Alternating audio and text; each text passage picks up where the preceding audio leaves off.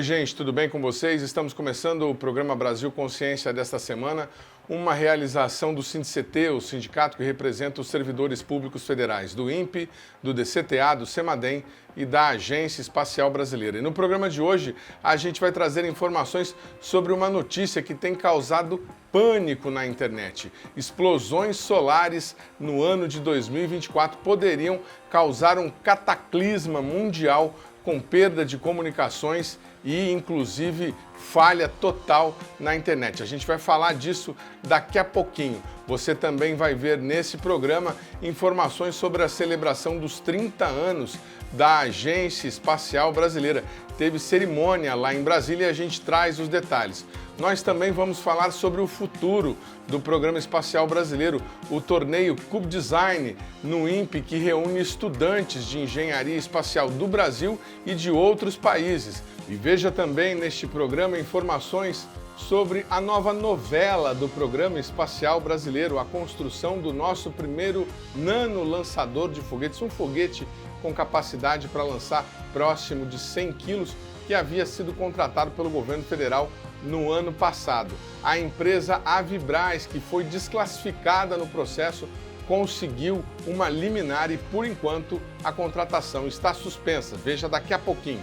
Mas antes, a gente traz para vocês uma notícia que não é exatamente positiva. O número de queimadas na Amazônia está descontrolado. O INPE registrou o recorde histórico de focos de incêndio para o mês de fevereiro na floresta. De acordo com o sistema de monitoramento mantido pelo Instituto, foram identificados pelas imagens de satélite 2.961 pontos de queimada até a última quarta-feira, dia 28. O resultado é o maior já apurado para o mês desde o início da série histórica em 1999 e representa um aumento de 300% em relação a fevereiro do ano passado. O governo conseguiu reduzir em cerca de 50% o desmatamento da Amazônia em 2023, mas houve registros de picos de incêndio em algumas regiões no segundo semestre. Na maior parte da Amazônia, a estação seca começa em julho, com ápice em agosto e vai até outubro. Nessa época, a vegetação e a matéria orgânica no solo ficam propícias à queima, e isso, somado ao ar menos úmido, espalha as chamas com mais rapidez e dificulta o combate. Por ser uma floresta úmida, os especialistas consideram que dificilmente a mata pega fogo sozinha, e a maioria das queimadas é atribuída à ação humana e criminosa. A pior situação está sendo registrada no estado de Roraima, que acumula 30% de todos os casos de incêndio registrados pelo INPE neste ano de 2024. Descontrolado, o fogo ateado em propriedades agrícolas para fazer a limpeza da área para o plantio tem atingido inclusive comunidades indígenas, como a dos Yanomamis, que já vinham sofrendo com uma crise humanitária de saúde. Nestas imagens, você vê brigadistas indígenas e funcionários do IBAMA tentando conter as chamas na comunidade Banana, na reserva indígena de São Marcos, município de Pacaraima. Tira. Pessoal, é triste aqui, ó. O fogo chegando aqui e nós na pressa. Só desliga. Ela pode pegar aqui. Pessoal, tá uma justiça aqui, pessoal. A casa aqui, ó. A casa tá pegando fogo. Pessoal. E nós na pressa aqui, pessoal. Pegando a casa, fogo, pegando a... Viu? Fecha a porta.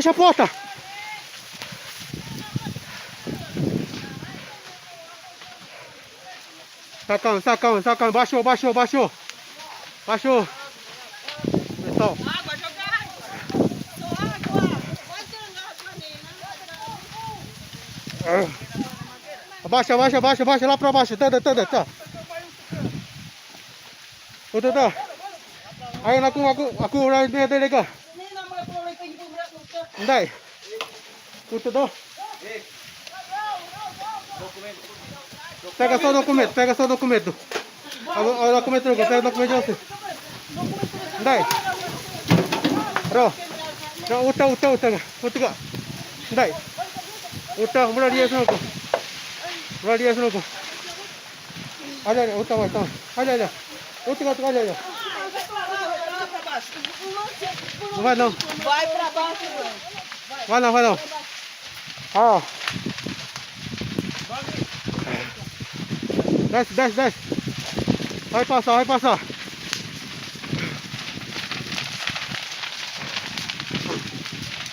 Pessoal, quem foi culpado vai ter que pagar, pessoal.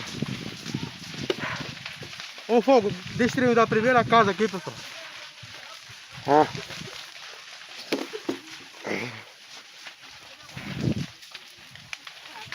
Baixou. Tem alguma coisa? Vê se não pegou fogo aqui dentro. Vê se não pegou nada aqui dentro. O vídeo foi feito pela ONG Comunidade Indígena de Roraima, que tem feito um trabalho para tentar conscientizar agricultores locais. E hoje a gente sabe, né, que o ano de 2024 é um ano bastante crítico em relação às queimadas descontroladas, né, que a gente fala. E hoje a gente vem sofrendo, né, bastante em 2 municípios, por exemplo. Hoje é em Pacaraima e ali no município de Normandia. A gente tem umas comunidades que estão sendo bastante afetadas com o fogo. A gente deixa a orientação aqui para a população em geral, que antes, né, de fazer algum tipo, né, de queimada, seja de algum roçado, ou se for queimar algum lixo em sua residência, ou se tiver fumando algum cigarro e for jogar em beira de estrada, para ter essa consciência de não fazer isso, né, por esse tempo. A gente sabe que é um período que está bastante seco, a gente tem bastante combustível ainda, e você pode estar contribuindo aí para ter mais um foco, né, de incêndio, e esse incêndio pode se tornar, né, um grande incêndio, colocando em perigo várias vidas, em várias comunidades indígenas, não só para pessoas, como para os próprios animais também, que é a fauna e a flora. Com base nos dados do INPE, a ONG aponta que a reserva Yanomami tem sido a mais afetada pelo fogo, com 230 ocorrências nesses primeiros 2 meses do ano. A entidade também está arrecadando recursos para ajudar as populações afetadas e as doações podem ser feitas, inclusive, via Pix no e-mail cir_daf@outlook.com. A preservação do bioma amazônico, a floresta tropical com maior biodiversidade do planeta, é considerada fundamental para frear o agravamento das mudanças climáticas.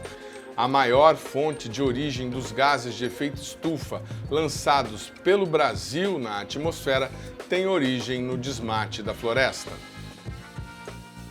Esse trabalho preciso do INPE para identificar focos de queimadas, assim como as áreas desmatadas no Brasil, é feito por meio de imagens de satélites.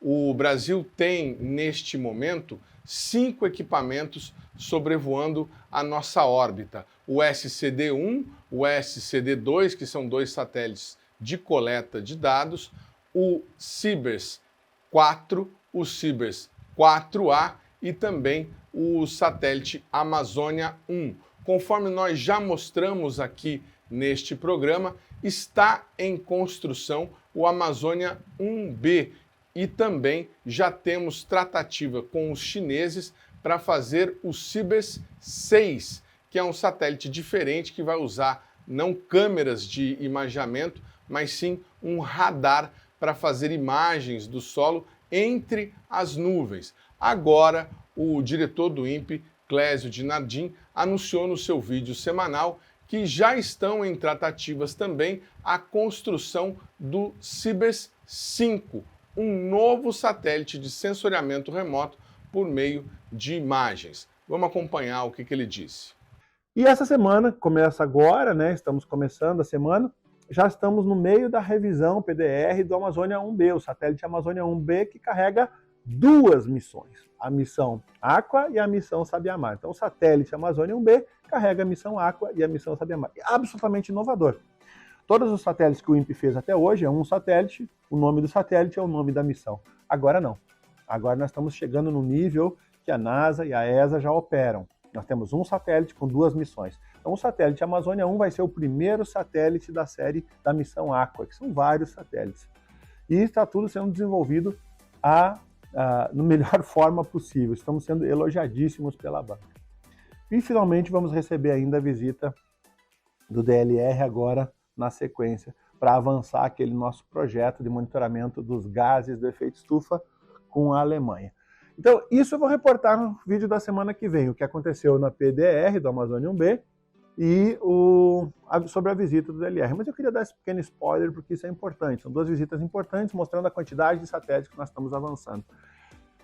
Vou comentar também, se eu puder, se houver tempo, sobre os avanços da visita que nós tivemos da China, as discussões do Ciber 5, que nós estamos avançando com o Ciber 5. Nós estamos com o Ciber 6 em produção, já estamos no Congresso, solicitando autorização do Congresso para início dos trabalhos, assim que o Congresso autorizar, o faremos, né? Uma demanda do presidente Lula, obviamente com a ministra Luciana Santos, e estamos engajados nisso, mas também já estamos trabalhando no Ciber 5. Então nós temos o Ciber 6, o Amazônia 1B, o satélite com a P100, cooperação com o DLR, depois eu vou comentar sobre isso mais à frente, e o Ciber 5 em andamento. E por falar em construção de satélites, começou na última semana no INPE o torneio CubeDesign, a competição já tradicional entre alunos de engenharia espacial e áreas correlatas do Brasil e de outros países para projetar, desenvolver e construir os chamados CubeSats, pequenos satélites que têm inclusive função e que podem ir ao espaço. Vamos acompanhar como foi a cerimônia de abertura. O CubeDesign é uma competição latino-americana de desenvolvimento de pequenos satélites, onde, através dessa competição, os participantes buscam as ferramentas necessárias para desenvolver um satélite e informações sobre a área espacial. Essa iniciativa permite a aproximação entre os tradicionais atores do programa espacial com a nova geração interessada no desenvolvimento de pequenos satélites. As primeiras edições do CubeDesign foram disputadas entre os anos de 2018 e 2019. Por conta da pandemia, o torneio foi realizado nos anos seguintes, mas de maneira virtual. Por isso, esta é considerada a terceira edição do torneio por ser presencial. E nós acreditamos que esse evento seria uma excelente oportunidade para a troca de informações, né, e para que as universidades mostrem as habilidades e competências nessa área de pequenos satélites, que tem se tornado um elemento extremamente importante no desenvolvimento de missões espaciais. Embora um tamanho reduzido, a gente observa que é possível fazer várias missões, como é o caso do RaioSat, extremamente importante, que pode ser feito com pequenos satélites. Neste ano, os alunos têm uma proposta definida para desenvolver seus satélites. Eles vão trabalhar em um projeto real do INPE, o RaioSat. O RaioSat é uma ideia que surgiu há vários anos atrás e agora ele começa a criar corpo. E ter mais e mais cabeças pensando é sempre a melhor coisa que existe.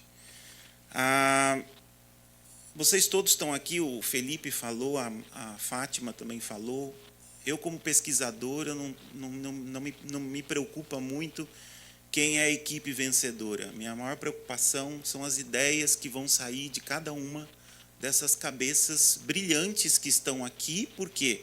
Porque senão vocês não estariam aqui tentando se aprimorar, buscar, competir, aprender. Cada um de vocês tem a sua capacidade específica. E quando você pensa em grandes projetos, cada cabeça vai pensar de uma maneira diferente e vai trazer uma contribuição. É assim que a ciência avança. A ciência não é uma competição, a ciência ela é um compartilhamento de ideias. Então, o RaioSat ele é um grande desafio, não só para o Brasil, para todos nós, mas também um grande desafio do ponto de vista de inovação. É uma ideia que ainda ninguém conseguiu implementar no mundo inteiro. É uma ideia que sabe-se que é possível de ser implementada, mas a gente tem que pensar bastante sobre ela ainda. O RaioSat não é só um satélite que detecta raio. Ele vai trazer não só esse avanço tecnológico, mas ele também vai nos dar um salto no conhecimento, na maneira como a gente consegue detectar essas tempestades do espaço, para que, como o próprio Clésio falou, nosso diretor, nós temos um monte de áreas da sociedade que têm interesse nessas informações. E a gente precisa dar essas informações para a sociedade, por causa dos impactos. Nós estamos em mudanças climáticas. O tempo, o clima vai ficar cada vez mais extremo. Nós vamos ter cada vez mais tempestades no nosso planeta. Isso é um fato. Todos os relatórios, todas as projeções já indicam isso. Então, se nós não estivermos preparados para isso, a gente realmente vai ter muitas dificuldades no futuro. E vocês estão aqui para isso, para nos ajudar a nos preparar para esse futuro. Então, não pensem só em estarem aqui como participantes no desenvolvimento de um satélite. Vocês estão fazendo parte dessa história da construção desse conhecimento. Então, essa é a visão que a gente tem que ter. Essa é a visão que nós, mais jovens, eu me coloco também mais jovem no sentido em que a gente estamos sempre começando algo novo nas nossas vidas. A gente, não estou chamando ninguém de velho aqui não, pelo amor de Deus. É muito bom ver a juventude, vocês com essa energia, dando uma oxigenada aqui no nosso instituto, nas instituições. Isso é muito bom. Então, desejo para vocês muito sucesso. Eu espero que vocês tragam muitas boas ideias. Eu estou aqui à disposição, se precisarem de alguma ajuda, alguma coisa durante todo esse processo. E eu quero chegar no final e ver cada um de vocês realmente, essas cabeças trazendo essas ideias fantásticas para benefício de todo o nosso país, para a América Latina e para o mundo como um todo. O torneio reúne alunos do ensino fundamental até pós-graduandos. Bom, eu sou a Juliana, eu sou da parte de EPS, mas também ajudei um pouco no OBDH. E o OBDH, né, é o cérebro do satélite. Aqui a gente consegue ver um esquema de funcionamento dele. Dá para ver que ele vai gerir os dados que a Payload envia para ele. A Payload usa um Raspberry. E também os dados do AOX, que concentra todos os sensores do satélite. E envia esses dados para o LoRa, via telemetria. A competição vai até sexta-feira. A gente traz na semana que vem a cobertura do evento e também o resultado dos vencedores. O programa Brasil Consciência vai para um rápido intervalo e, na sequência, você tem informações sobre os 30 anos da Agência Espacial Brasileira e também sobre a ação da Vibraz que melou a concorrência do novo foguete brasileiro. Um instante só, não saia daí.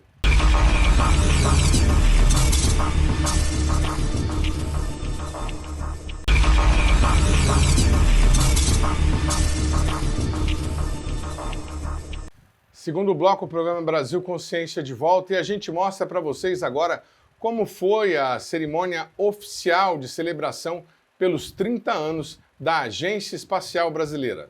Veja. 10 de fevereiro de 1994, nasce a Agência Espacial Brasileira. Mas o Programa Espacial Brasileiro teve início muito antes. Em 1961, surge o Grupo de Organização Nacional de Atividades Espaciais, que 2 anos depois torna-se uma comissão. Na cidade de Parnamirim, Rio Grande do Norte, é inaugurado o Centro de Lançamento da Barreira do Inferno e tornou-se o primeiro centro de lançamento de foguetes da América do Sul. Anos depois, a Comissão Nacional de Atividades Espaciais passa a se chamar Instituto Nacional de Pesquisas Espaciais, onde são desenvolvidos estudos, tecnologia e capacitação de recursos humanos em ciência espacial, meteorologia, engenharia e meio ambiente.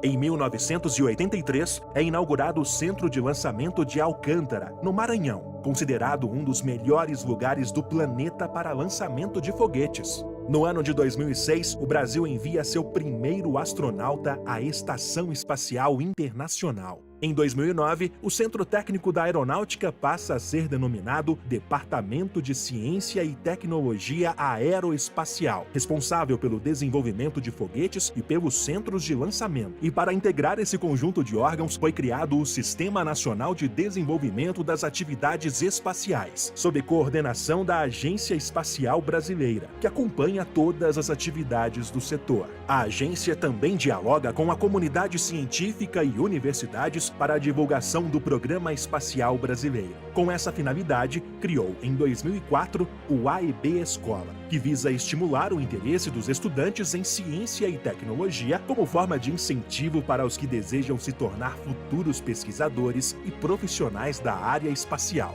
São 3 décadas de trabalho para gerar produtos e serviços com a utilização do espaço, como veículos lançadores e dados de satélites, que são utilizados nas áreas da indústria, agricultura e meio ambiente. Em 2021, a AEB assinou com a NASA o Acordo Artemis, um compromisso firmado entre o Brasil, Estados Unidos e outros países para a exploração sustentável do espaço, um passo importante para a sua utilização de forma pacífica e segura. Para construir um futuro próspero, a Agência Espacial Brasileira pretende continuar a traçar parcerias estratégicas para o Brasil, como as que foram firmadas com a China e a Argentina para a construção de satélites. A AEB também articula uma participação maior do setor privado nas atividades espaciais para a geração de emprego, renda, novas indústrias e inovação.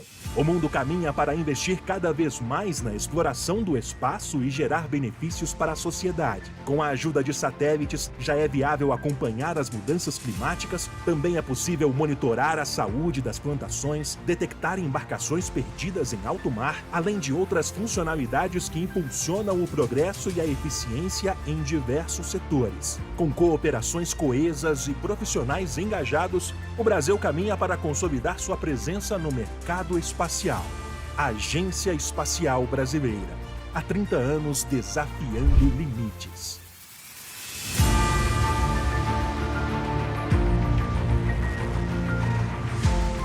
A cerimônia em comemoração aos 30 anos da Agência Espacial Brasileira foi realizada no último dia 22, no Palácio do Itamaraty, e contou com a presença da ministra de Ciência e Tecnologia, Luciana Santos, e de representantes de institutos e empresas ligadas ao setor.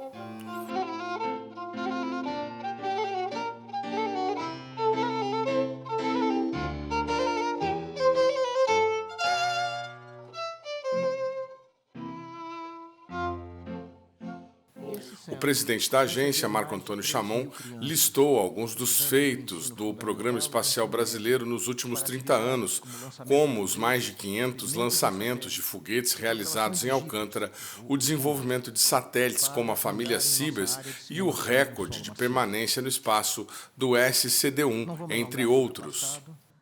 Mas podemos dizer que o Brasil conquistou muito em seu programa espacial. E não teríamos feito isso sem o trabalho incansável de muitos e muitas que se dedicam, por vezes de forma invisível, ao Programa Espacial Brasileiro. Agradeço a eles esse trabalho. Saúdo meus colegas, colaboradores da Agência Espacial Brasileira, que estão aqui conosco e aqueles que não puderam vir. Em nome deles, saúdo todos os que lutaram e que lutam pelo desenvolvimento do programa espacial. Os que lutam toda a vida são imprescindíveis. Quanto ao futuro, eu acredito que ele se anuncia promissor. Além dos projetos nos quais já estamos engajados, o novo satélite Cibers com a China e o Sabiamar com a Argentina, o veículo lançador de microsatélites, o VLM, nossos projetos de exploração lunar, entre outros, temos também promovido a disseminação do programa espacial em universidades e outras instituições. Teremos novos lançamentos de foguetes brasileiros e estrangeiros ainda este ano, a partir de nossos 2 centros de lançamento. E teremos a oportunidade de lançar um satélite brasileiro no próximo voo do foguete sul-coreano Hwambit Nano, do CLA. Teremos um satélite brasileiro lançado de solo brasileiro em um dos nossos centros de lançamento. O Brasil é sede este ano da reunião do G20. Em paralelo, em um evento que acompanha essas reuniões, a AEB organiza o Space Economy Leaders Meeting, o SELM, um encontro de agências espaciais de todo o mundo, que estarão reunidas em Foz do Iguaçu para discutir as contribuições dos programas espaciais para a mitigação dos efeitos das mudanças climáticas. E o que será a EB daqui a mais 30 anos? Meu palpite: o Programa Espacial Brasileiro é chamado a contribuir com os grandes desafios do Brasil e do mundo. Temos que trabalhar para erradicar a pobreza e a fome, para eliminar a desigualdade em todas as suas formas, para mitigar os impactos das mudanças climáticas, para promover o desenvolvimento econômico. Enfim, temos que orientar o programa espacial para os objetivos de desenvolvimento sustentável. Isso é possível e isso é nosso projeto de futuro. A ministra Luciana Santos lembrou o comprometimento do governo atual com o investimento para alavancar o setor, considerado, segundo ela, estratégico para os interesses nacionais. Desde que assumimos o governo, temos realizado consistentes investimentos no sentido de fortalecer o setor aeroespacial e ampliar a participação do setor privado. Recentemente, assinamos, no âmbito do Fundo Nacional de Desenvolvimento de Ciência e Tecnologia, o FNDCT, que o presidente Lula, desde o primeiro trimestre, fez a recomposição integral do nosso Fundo Nacional de Desenvolvimento de Ciência e Tecnologia, que estava contingenciado por uma medida provisória do governo anterior até 2026, e o presidente tomou a decisão, pelas convicções que lhe move, de recompor integralmente esse fundo tão estratégico para o fomento da ciência e tecnologia no Brasil. E esse fundo, através dele, está sendo possível a contratação de consórcios com a perspectiva de enfrentar um grande desafio nacional: a autonomia no acesso ao espaço, isto é, a capacidade de colocar em órbita artefatos espaciais. Para esse esforço, destinamos 370 milhões de subvenção econômica, o mais nobre dos instrumentos de estímulo à inovação industrial. Aliás, na nossa agenda, que foi anunciada recentemente no Brasil, da nova industrialização brasileira, que tem 6 missões, está lá, sem dúvida alguma, o desafio aeroespacial. E isso revela de como nós estamos construindo convergências no governo para ter foco e para que a gente dê o salto de qualidade para nos inserir nas economias mais dinâmicas no mundo, pela porte, pela capacidade e pela inteligência que nós temos acumulado ao longo desse tempo todo. O nosso objetivo é apoiar projetos de alto risco, no sentido de superar o atraso produtivo e tecnológico em um setor estratégico para a soberania nacional. Repito isso, que parece óbvio, mas muitos que falam e falam tanto do patriotismo foram aqueles que investiram muito pouco na autonomia e na soberania nacional. E isso não é uma questão de retórica apenas. É preciso efetivamente fazer valer investimentos nessa área quando se tem vontade política e quando se tem compromisso com essa causa. E é isso que o presidente Lula tem feito. Acabo de ver a presença da sempre senadora Vanessa Graziotin, que assumiu recentemente a secretaria da TCA, da Organização do Tratado da Cooperação da Amazônia. Seja muito bem-vinda, Vanessa. O avanço científico de uma nação, senhoras e senhores, depende da construção de capacidades e, através da política espacial, foram desenvolvidos e aprimorados sistemas de comunicação e de vigilância por satélite, que são fundamentais para o monitoramento das nossas riquezas, dos territórios, dos recursos hídricos, da safra agrícola, além da proteção das terras indígenas e do gerenciamento dos desastres naturais e do monitoramento das nossas florestas, como aconteceu esse ano, em que, graças a esse monitoramento, foi possível reduzir o desmatamento em 40% só da floresta amazônica. E é preciso que a gente permaneça, com essa determinação de fazer valer o patrimônio da nossa biodiversidade brasileira e, sem dúvida nenhuma, esse nosso sistema e essa constelação de satélites são vitais para isso.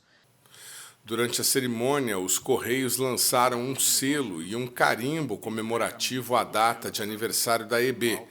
Eles deverão ser disponibilizados em todas as agências do país imediatamente.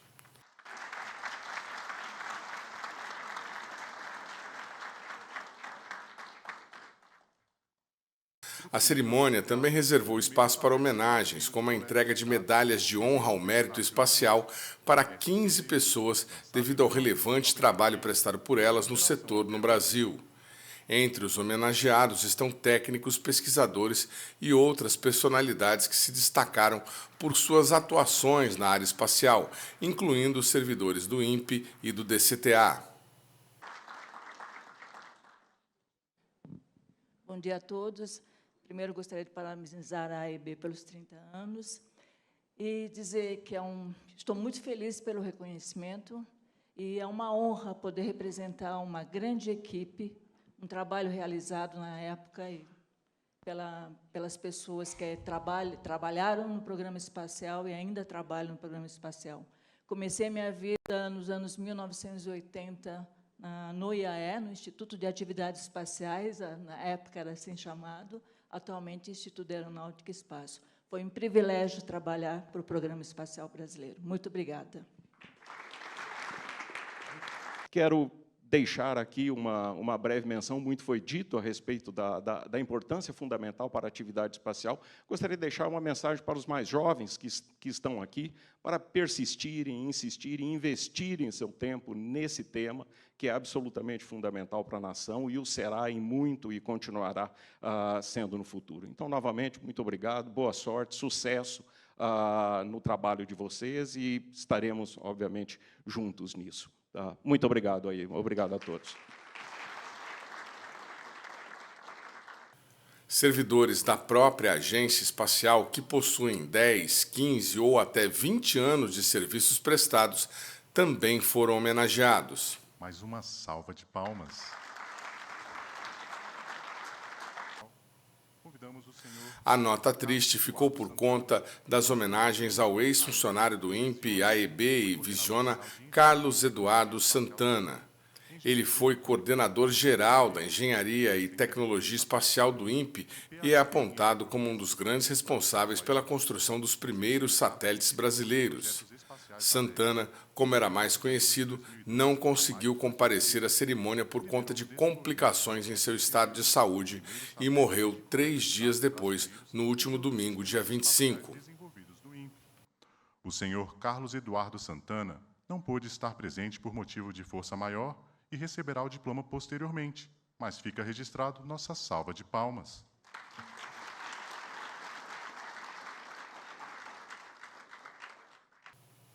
O Brasil Consciência o havia entrevistado no ano passado, durante a celebração dos 30 anos em órbita do satélite SCD-1. Mas realmente foi um erro de cálculo, um erro que saiu para o bem, mas é um erro de cálculo. Mas, de qualquer forma, atesta a qualidade da engenharia do INPE, que conseguiu fazer um satélite que consegue funcionar depois de 30 anos, o que é raríssimo. A gente conta nos dedos os satélites de outros países desenvolvidos que chegam a durar 10 anos, né? Ou 15 anos. 15 anos tem muitos, mas mais do que isso é difícil. Depois que eu saí do INPE, eu não saí da área espacial, né? Eu fui para a agência espacial, fui diretor de programas espaciais lá. Depois eu fui para a Visiona Espacial, aí da Embraer, e fui dirigir um projeto lá na França de construção do SGDC, um satélite de telecomunicações geoestacionário, que foi lançado em 2016. E eu continuei trabalhando na Visiona até 2020, quando por motivos de saúde, eu tive que abandonar. Então, eu estou fora há pouco tempo. Mas o INPE, minha alma mater, eu sinto uma saudade incrível. E eu só sinto que quando venho aqui, vejo que não é mais aquela ebulição que tínhamos no passado, quando a gente estava envolvido em vários programas de satélites ao mesmo tempo, com a NASA, com a China, com a França, com os Estados Unidos. E hoje está mais amenizado esse tipo de coisa. Muito bem, cerimônia realizada em Brasília com alguns dos principais personagens do programa espacial brasileiro, antes de uma decisão que trouxe aí um novo problema para a agência. A Vibraz, empresa que havia sido eliminada da concorrência para a construção do novo lançador de nanosatélites brasileiro conseguiu uma liminar na Justiça, suspendendo provisoriamente o processo. A Avibraz havia sido classificada em primeiro lugar no certame, mas como a empresa estava em estado de recuperação judicial durante o certame, a decisão da FINEP, a agência realizadora da concorrência, foi de nomear a Acaer, terceira colocada e que havia oferecido o menor valor, como vencedora. Pouco menos de um mês depois, a Avibraz obtém esta liminar. O foguete, conforme você já viu aqui no Brasil Consciência, teria capacidade para lançar nanosatélites ou pequenos satélites de aproximadamente 100 quilos. Em nota, a Avibraz informou que a liminar anula sua eliminação na seleção pública do projeto do veículo lançador de pequeno porte, o VLPP, como é conhecido. A empresa afirma que foi selecionada no processo, mas que não conseguiu apresentar a certidão negativa de débitos fiscais a tempo devido à greve na Receita Federal e, por isso, teria sido desclassificada. Desta forma, a companhia decidiu impetrar o mandado de segurança que obteve êxito no último dia 26. A empresa informa que participar desse projeto é fundamental para reforçar o pioneirismo no programa espacial brasileiro e suas capacidades nesse segmento, além de contribuir ao lado de outras empresas parceiras para o avanço aeroespacial brasileiro, o desenvolvimento de tecnologia de ponta, capacitação da indústria, dos institutos e centros de lançamento, além de favorecer o reconhecimento internacional do país no setor aeroespacial. A Acaer ainda não se pronunciou sobre o caso. O plano de recuperação judicial da Avibraz havia sido aprovado pelos credores em julho do ano passado. O programa Brasil Consciência vai para um rápido intervalo, mas na sequência você fica com as informações sobre a possibilidade de um cataclisma causado por explosões solares em 2024. Um instante só, não sai daí.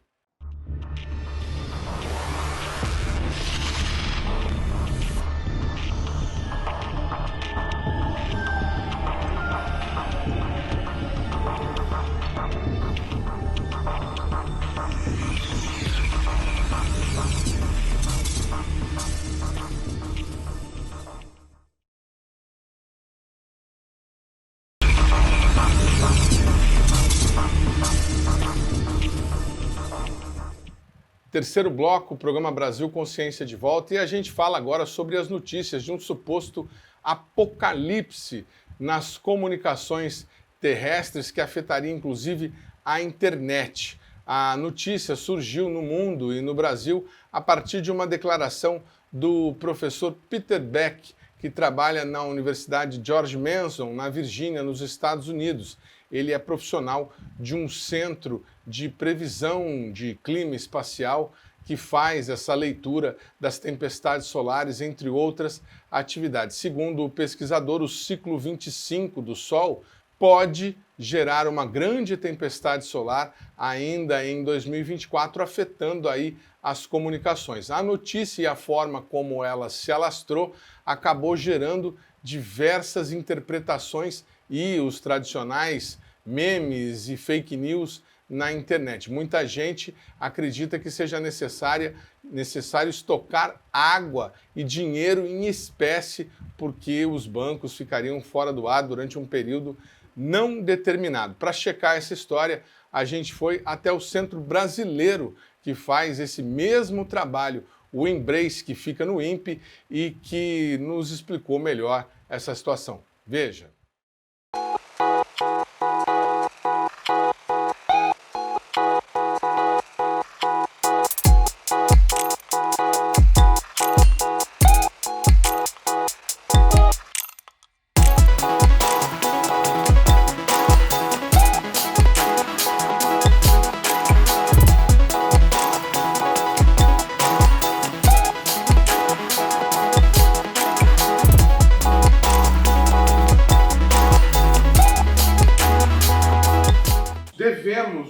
preparar para um cataclisma por explosões solares em 2024? Bom, vamos lá. Não, assim, não é nesse nível que nós devemos nos preocupar, não. O que a gente está tentando alertar como comunidade internacional nessa área é que o mundo tem que se preparar, sim, para eventos extremos solares, que a nossa estrela tenha condição, mas ninguém disse que é para agora ou que dia vai acontecer. Isso é uma questão que a gente não tem como fazer a previsão precisa, correta. O mundo tem que se preparar no sentido de que você tem prejuízos financeiros, número 1, né? Se tiver um evento que, porventura, venha afetar tecnologias aqui na Terra. Por exemplo, o que está sendo alertado é que uma das tecnologias que poderia ser afetada é a tal da internet. Não só ela. A comunicação fica afetada quando tem uma tempestade solar. Isso acontece quase que diariamente agora durante o ciclo de máximo solar, sabe? Porque um sol que produz uma explosão, olha aqui, uma explosão que acabou de acontecer no dia 9 de fevereiro, antes da 1h, você teve uma explosão, já havia tendo outras explosões anteriores que atingiu um nível de alerta que nós produzimos aqui chamado R1. Tem um pequeno momento de blackout para a comunicação, por exemplo, internacional, que você precisa de fazer uma comunicação via satélite, ou então a comunicação mais ainda, na parte de satélite, até que esse tipo de evento, R1, não afeta tanto. Mas, por exemplo, a comunicação da aviação com a torre, se tiver que dar uma comunicação de emergência, nesse momento de um evento grande de R1 até R5, que nós classificamos, vai haver um blackout, não há possibilidade do avião falar com a torre. Bom, então, esses tipos de alerta, ou o operador de satélite nosso aqui do INPE, que não pode, então, falar com o seu satélite para fazer um comando, por exemplo, ou receber um dado, tudo isso faz parte do dia a dia do que é uma tempestade solar quando ela acontece. Por exemplo, uma está ali mostrando para a gente que ela não é tão rara durante o máximo da atividade solar que está se aproximando. A gente tem um máximo de atividade solar, aí, desse tipo de atividade, a cada 11 anos. O próximo agora em 2025. Então, surgiu esse medo baseado numa informação que a gente tem estudado do Sol, que lá em 1859 houve um evento de grande monta que perturbaria nossas tecnologias no dia de hoje. Naquela época, nem tanto, porque nós não tínhamos satélites, não tínhamos muito do que a gente usa de serviços baseados em experimentos no espaço, nós não tínhamos. Então, naquela época, eram trem a vapor, coisas do gênero. A única tecnologia que foi afetada, que a gente então tomou conhecimento, foi os grandes condutores dos telégrafos. O telégrafo, naquela ocasião, porque uma tempestade dessa pode gerar, alguns dias depois que ela sai do Sol, ou um dia, né, dependendo da velocidade, pode gerar uma corrente induzida. Essa corrente induzida nesses grandes condutores faz com que o equipamento queime, né? Ou seja, o equipamento tenha uma voltagem a mais lá que ele não tinha que ter. Muito bom, pegou fogo lá em certos telégrafos. Então, naquela ocasião, teve realmente um evento que a gente chama de evento extremo. Agora, por que esse evento é raro? O Sol produz aquele tipo de evento várias vezes, é muito mais do que uma por século, que nós chegamos a fazer uma conta, né, de qual seria a probabilidade, mais ou menos daquele tamanho, seria assim 1 por século, mas não é a intensidade do evento que é 1 por século, é a intensidade mais a direção da Terra. Isso é importante, porque veja, a Terra, ela orbita o Sol e o Sol tem lá um giro também de 27 dias. Então, dependendo dessa dinâmica, obviamente, se o Sol tiver desse evento, mas aí sim, com um cone, que ele vai ejetar plasma, sabe? Ele vai jogar um pedaço da sua atmosfera para fora. Na direção da Terra, sim. Nesse momento, olha só a coincidência. Tem que haver a explosão, tem que haver uma outra coincidência. Essa massa ejetada do Sol tem que vir com um campo magnético invertido ao da Terra, senão ele não penetra. Nós temos um escudo protetor aqui chamado campo magnético. Então, assim, olha lá, temos que ter a explosão com intensidade necessária para produzir uma consequência extrema nas nossas tecnologias. Temos que ter um campo magnético associado, invertido ao campo magnético da Terra, e ainda tem que estar na direção da Terra. Vou dizer mais, em 2012 tivemos uma dessa. A gente tinha um satélite na órbita da Terra, um pouco distante, que é o Estéreo, que pegou essa explosão e vimos que ela era da intensidade de 1859. Porém, não estava na direção da Terra, estava mais apontada para Marte. Nós não sofremos nada, teríamos tido um desastre. Bom, vamos lá agora falar do desastre. Isso é que está sendo inventado por aí, né? Quer dizer, o pessoal tem comunicado e estão fazendo, digamos, estão tendo preocupações que não são exatamente no nível que a gente gostaria que fossem, sabe? Por quê?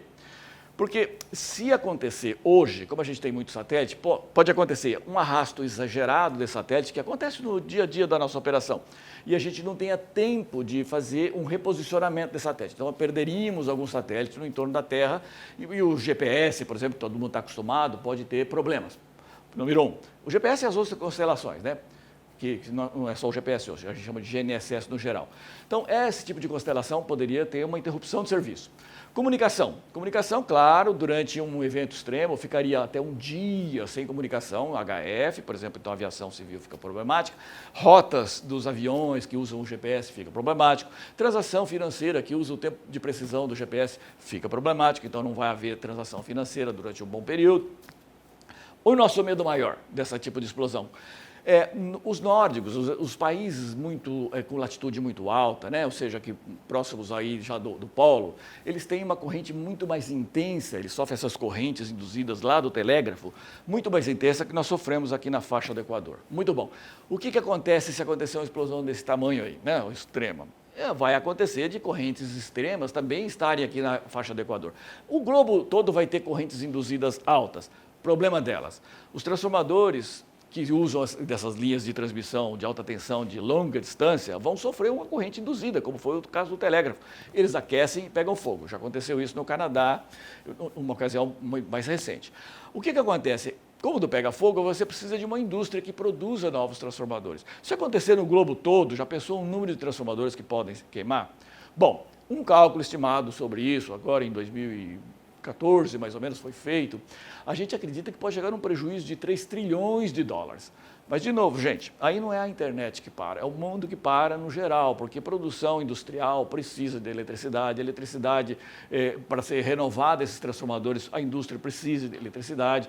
Então, realmente, pode ser um problema muito drástico. Então, é neste nível que o planeta inteiro, o serviço de Space Weather, né, de clima espacial como é o nosso aqui, está discutindo dentro das Nações Unidas, ou seja, no UNCOP, alguns escritórios ou serviços que as Nações Unidas, digamos, tenta manter para a estabilidade de longo prazo, ao uso do espaço, etc. e tal, esse assunto tem sido debatido lá, porque a gente precisa preparar os governos para que tenha um plano, por exemplo.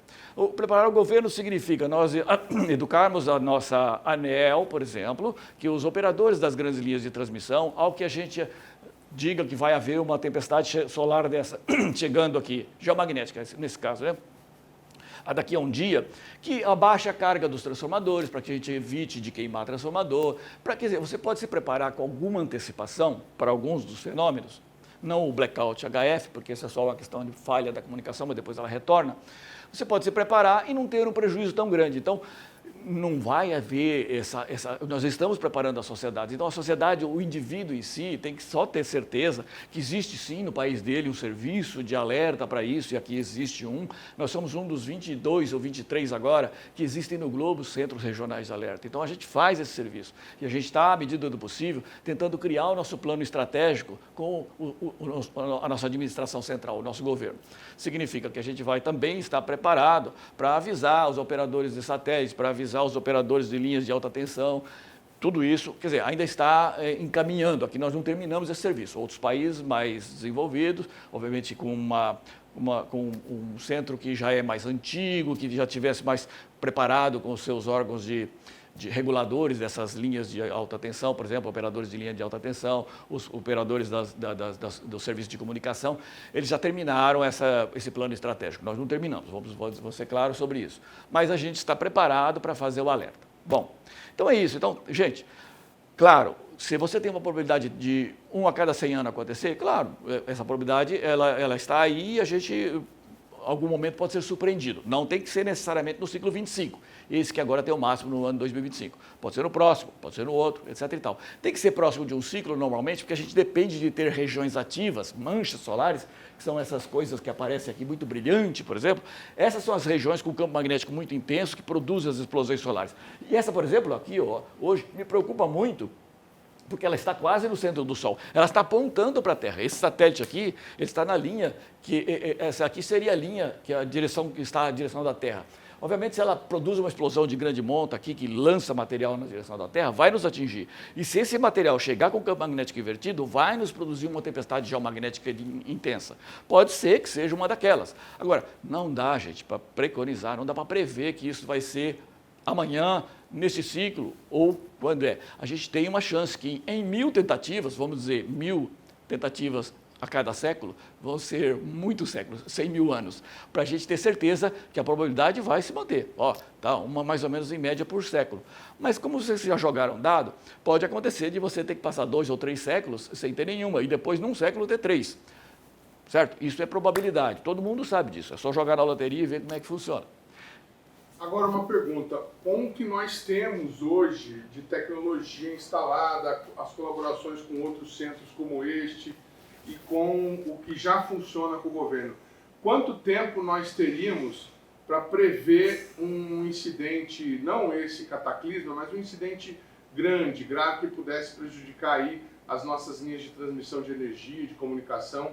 Quanto tempo nós demoraríamos, quanto tempo nós teríamos para nos preparar? Quanto tempo que o Embrace consegue avisar, saber o que vai acontecer?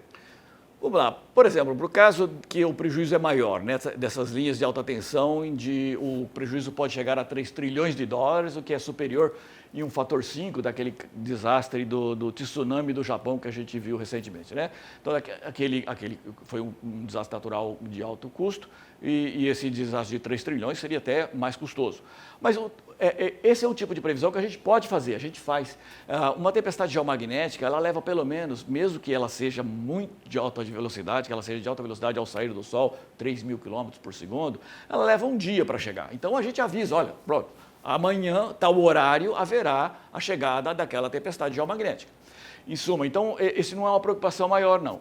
A parte do blackout, por exemplo, se um avião, naquele momento, por exemplo, se eu vou ter um blackout rádio durante várias horas, um dia, e algum dos aviões que estejam em voo tiver um problema, tiver um problema de comunicação, ele não vai falar, isso é um problema para a aviação civil. Porém, olha, a aviação civil é muito bem preparada, o piloto não tendo comunicação sabe o que fazer, ele tem lá um conjunto de atitudes que ele tem que seguir, né, de coisas que ele aprendeu, que ele vai, ela é muito saudável nesse sentido, eles trabalham com uma preparação para qualquer eventualidade de não ter comunicação, por exemplo, ou o que fazer. Bom, em suma, então, hoje assim, a preparação que nós devíamos ter é que o povo ou o país tem que estar instruído que este fenômeno ele afeta as tecnologias, afeta os serviços prestados por essas tecnologias e instalar no seu território instrumentos que possam fazer monitoramento e uma pesquisa básica que possa dar subsídio a esse monitoramento e fazer a previsão e um meio de comunicar isso às autoridades, às agências reguladoras, a defesa civil, né, que tal fenômeno vai afetar tal setor tecnológico e daí tome as direções devidas para que minimize o impacto, entendeu? Como é que está hoje isso? Na última vez que eu estive aqui, o Embrace estava firmando uma parceria com a ANAC para colaborar aí no monitoramento de tempestades solares e possíveis eventos. Como é que está hoje a integração do Embrace com as agências reguladoras e o governo de uma forma geral? Está sim, caminhando em passos não muito largos. A gente, infelizmente, tem problemas de quebras no ciclo que a gente prevê de comunicação, né? Ou seja, muda-se governo e tal. Então, digamos, mas a gente vai chegar lá. Com a ANAC especificamente, a gente não está falando diretamente com eles hoje, mas nós estamos realmente resolvendo o problema da aviação civil via as autoridades que no Brasil controlam a questão dos voos, né, que é o Cimaer. O Cimaer é uma divisão lá do DSEA, que faz essa comunicação com a aviação, dá lá regulamenta, né? Ou seja, o go, não go, ou vai, não vai, ou pode ter o voo, não pode, é feito por eles. Então, nós treinamos oficiais aqui dentro para que a gente faça o serviço de acordo com o que já nós discutimos internacionalmente com a ICAO, né? Ou seja, a OACI, a Organização da Aviação Civil Internacional, que regula, então, essa questão de voos. Para a OACI, o órgão, então, aqui no Brasil, que faz a comunicação com os pilotos, com as aeronaves, aí, é o CIMAER, dentro do DSEA, e esse pessoal já está treinado, já está recebendo nossas informações para que a gente, então, preste o serviço adequadamente ali. Então, assim, do ponto de vista da ANAC, que é a que regula, digamos, tudo isso aqui no Brasil, a gente ainda não tem uma interação muito alta. Mas vamos chegar lá. A gente já está falando com outros setores do governo, incluindo os setores que tratam desse assunto, tanto no Canadá, com a OACI, que é a embaixada nossa lá, quanto em Viena, por exemplo, com a sustentação de longo prazo do uso do espaço, né? Sustentabilidade do uso a longo prazo do espaço. Então, nós estamos trabalhando nos dois lados.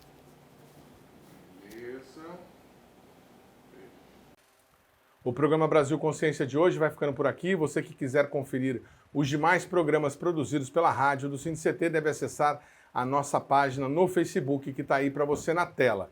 O programa Brasil Consciência e todo o seu conteúdo está disponível na nossa página no YouTube e também no YouTube da TVT. Dúvidas, críticas, sugestões e reclamações devem ser direcionadas ao nosso e-mail. A gente volta na semana que vem com mais uma atração inédita para vocês. Tchau, gente.